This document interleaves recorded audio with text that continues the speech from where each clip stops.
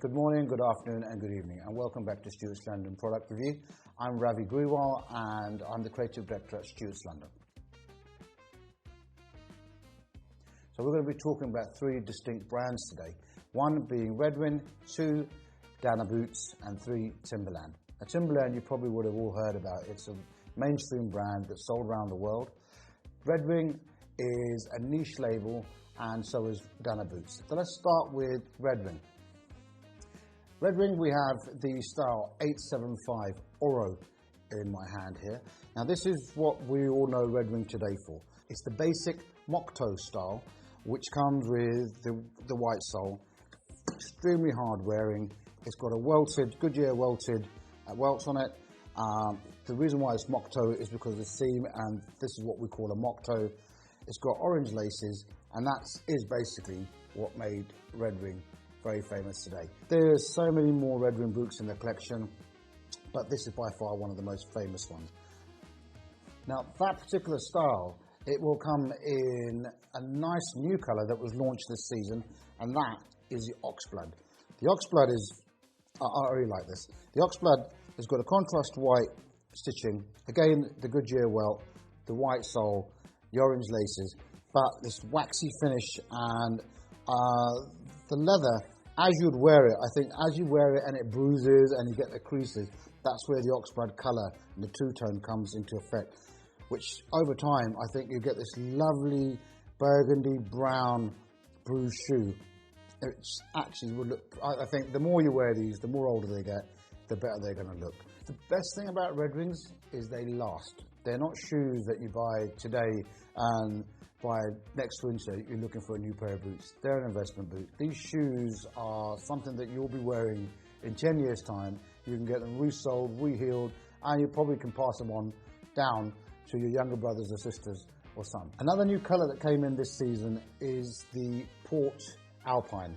Now the Port Alpine, it's got a hint of grey and it's got green in it. It comes with the black contrast sole. I think the white wouldn't have looked good in this. I think that Redwing have outdone themselves on this, putting the black sole and the black laces and keeping it a little bit more toned down, whereas some of the other silhouettes that they make are quite bright in your face. Okay, so another famous style which we've added in this season is known as the roughneck mock toe. 8146 is the style code, and that will be this particular bad boy behind me. Now I call it a bad boy because it just looks like a boot for bad boys. Redwing have borrowed Vibram sole, they bought the Vibram sole, they put that on, they incorporated it into the Redwing mock toe boot. This is a little bit more heavier, seems so much more sturdier than the other versions I just showed you. As we're getting into the winter season, you probably may be more interested in a boot with got a lot more traction, a lot more grip. I think this sole is quite easy to clean as well. It's a good boot. One thing to note about these boots that they are completely unlined. So the boots are, it's the leather on the outside that they use. They use a very thick piece of leather.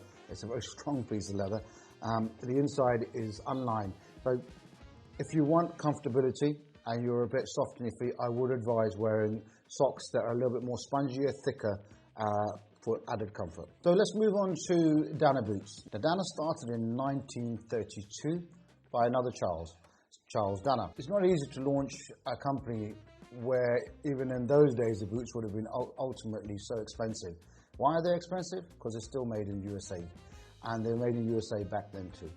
But Charles Dana believed that craftsmanship, quality was above all. So this particular boot, it's also famously worn by James Bond in one of the Spectre movies. Now the version that he wore was all black. It was black on top, black leather, black laces, black stitching and black sole. Now the one that we've launched this season at Stuarts is this all suede version. It is super cool. What you'd be happy to know is the boot is fully Gore-Tex. So that means the suede's waterproof. This doesn't seep let any water go in through the stitching. The Gore-Tex basically means there's a lining and like a membrane that goes in between the outer and the inner. The outer also gets treated too, so it's a completely waterproof boot. Your socks won't get damp no matter how much you wear this. We've got many different styles in the collection. We do the Mountain Light, the Bull Run, the Cascade Crest. There's some also original revival styles that we've got up here. Now, the Rival style it's been launched this season. It's based on one of the original silhouettes. It's slightly more higher top, a bit more wider. I mean, the reason why it's called Revival is because it comes in from the early days of when Dana originally made the boots.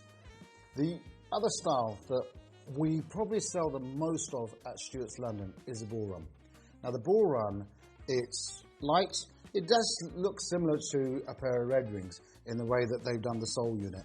However, it's a bit more round-toed. It's got a distinct look. It's got its own look. Bringing me to my last brand. My last brand is Timberland.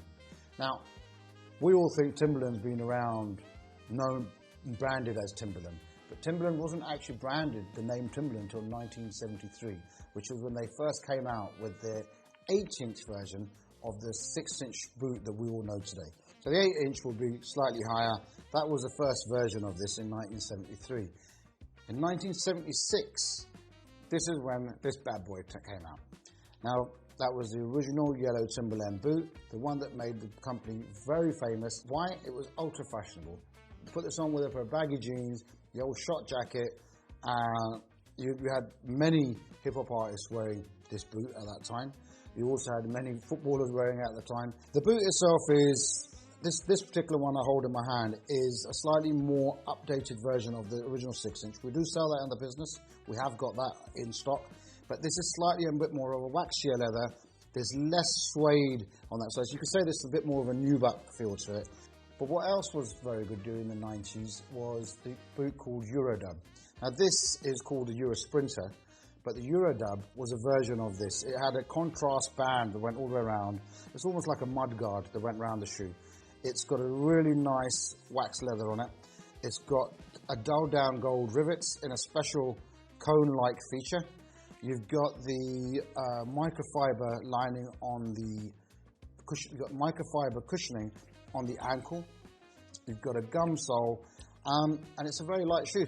So I would suggest that maybe using the accessories that the brand actually promotes themselves will be probably the right product to use to maintain your shoes.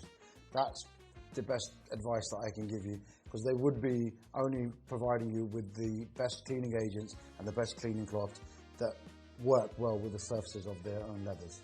Thank you very much for listening today. I really hope you enjoyed a little brief history on some of the brands that you may or may not know. Until next time, over and out. Bye.